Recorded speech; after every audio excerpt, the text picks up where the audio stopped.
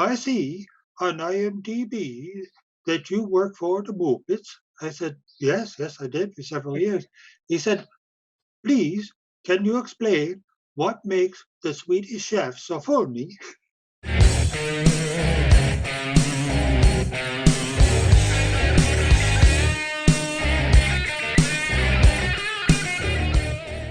Well, welcome to Dice Junkies. I'm Zeno Damus. I'm here with you, and look who's back.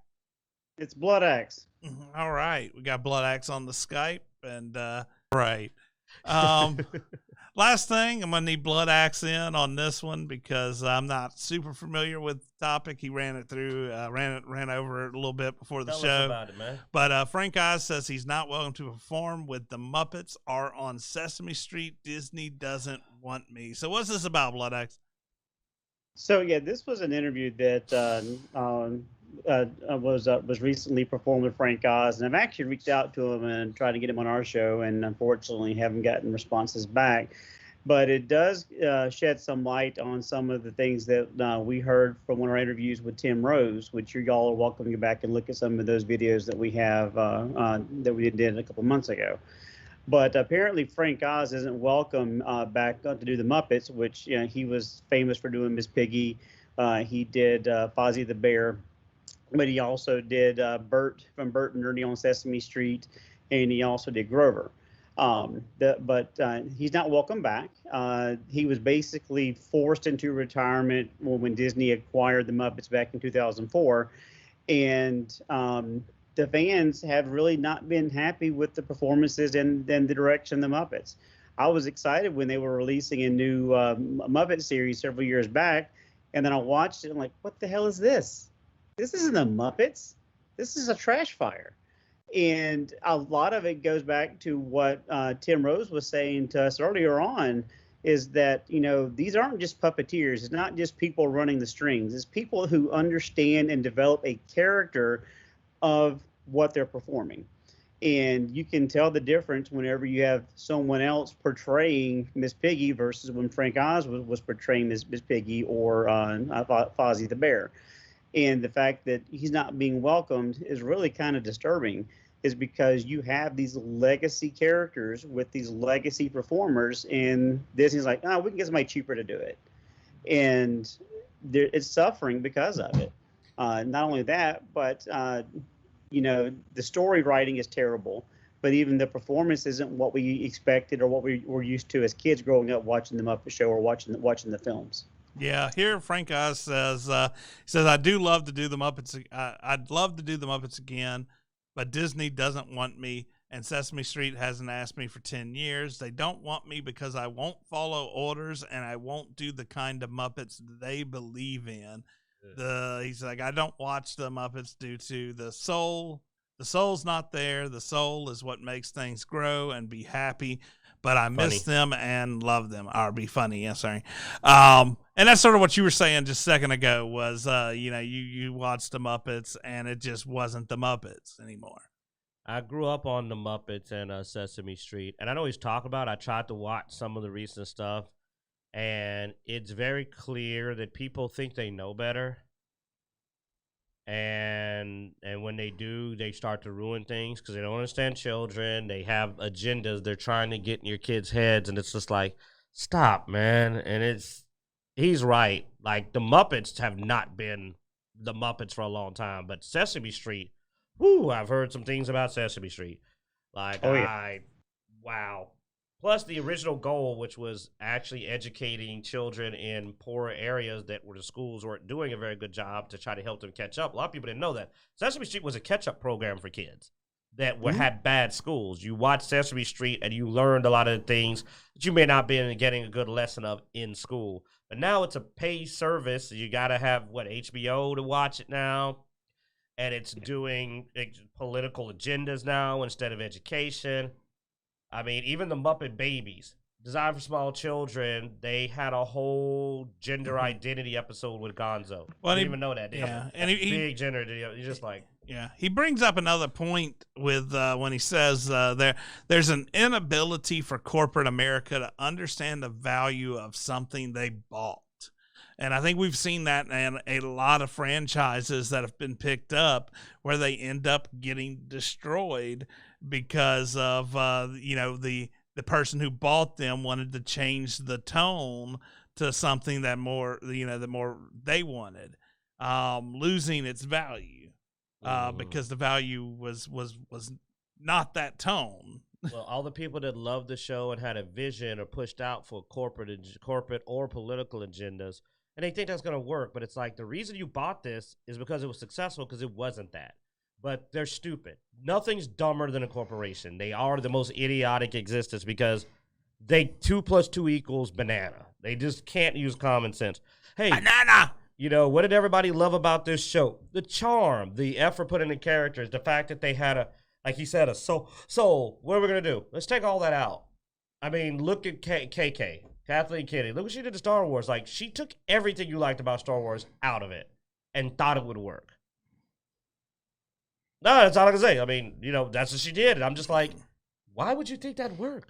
What are you basing this on? You have nothing to base this on.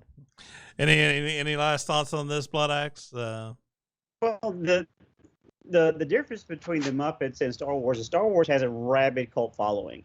I mean, really, really rabid. We're chomping at the bit for novels, back when we had Bantha tracks, just any little nugget we can get. And so, yeah, the first 3 films made $1 billion each, with The Force Awakens covering over $2 billion. That's because of a rabid fan base. And then once we started realizing what we're watching, you saw the sales go down with each film from 2 billion to like 1.5 to barely over 1 billion. The Muppets doesn't have that. So the Muppets are going to suffer from fans like, okay, I enjoyed it as a kid, but I'm not going to sit through all this garbage because I'm that much of a fan.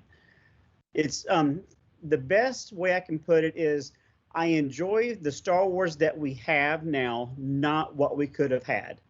But the Muppets, I want to enjoy it all because I'm not that vested in it.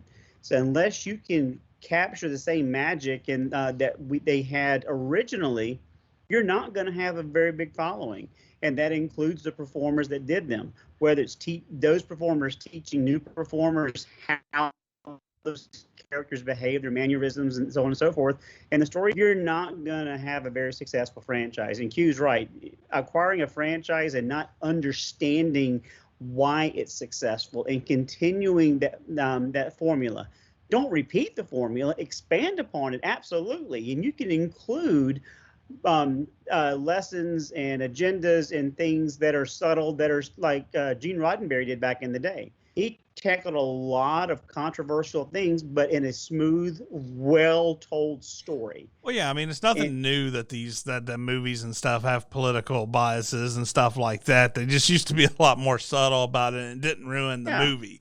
I mean, you look at Night of the Living Dead, had a direction to it, but right. it was something that was intertwined into the story and not just here it is, just thrown out there and forced down your. Right. And if the Muppets continue with the same formula of a comedy variety show came out every week, I would love it. It would be great. And you could modernize it to where you had recent guests, celebrities, and you could even have different skits and stuff. But I mean, I love Pigs and Spakes and the Chef to come back again. I mean, those were my favorite skits on the Muppet Show. But now we're getting this really weird stuff that I can't watch, and it's really disappointing. And you have people who know the characters, and as Frank Oz says, I'm not performing this because this is not Miss Piggy. This is not how she acts. This is not her behavior, her mindset.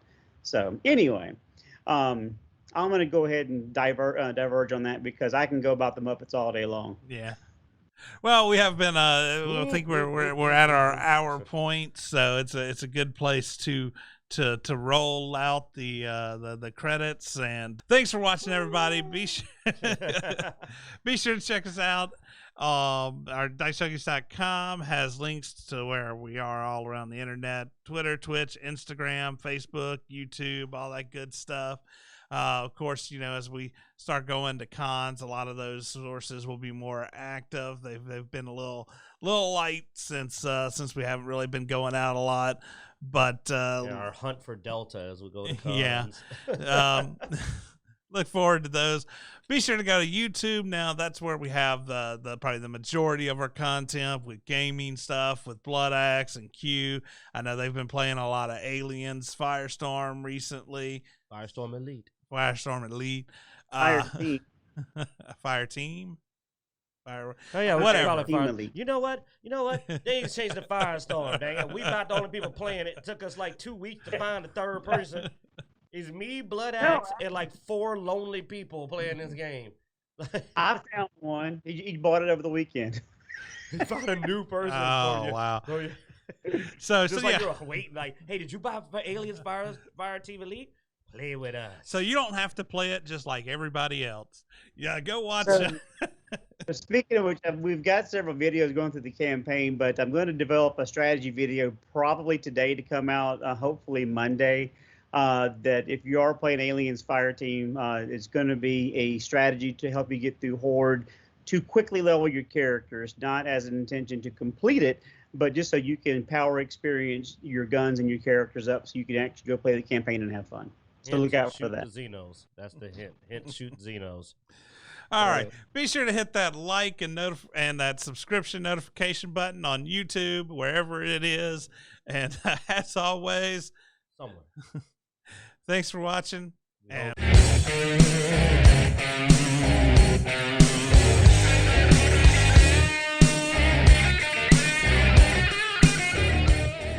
now, Statler and Waldorf were played by Jim Henson and Richard Hunt. Okay. Now, what people don't appreciate was that by the time we were doing Muppets Christmas Carol, both those gentlemen were now dead. So Statler and Waldorf were the ghosts playing the ghosts of the Marley Brothers. Yes. It was kind of a little inside joke for the Muppet people.